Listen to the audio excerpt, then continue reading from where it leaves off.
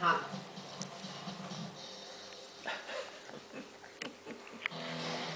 Från Sverige i alla fall då?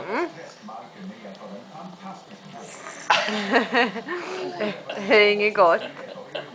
Alltså, jag tror han gillar smaken, men det är konsistensen. Ja, men inte gröt är ungefär samma sak. Ja, man kan ju tycka det. Men Nej, men det är en annan det är smak. lite bitar i den här. Har du smakat på det? Ja, det smakar ju lasagne.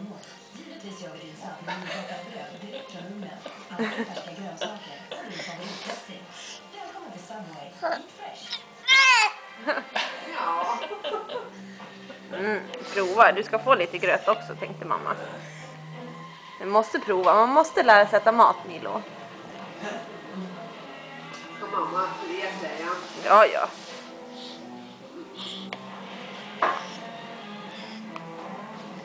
En till?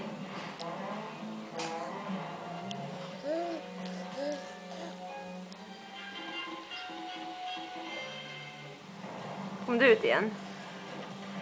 Tar vi ny då? Försök att svälja, gubben.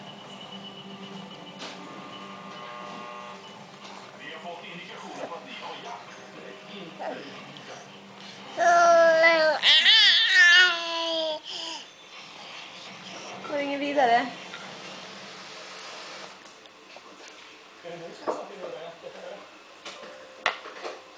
Tusentals svenskar har jakt utan att veta om det.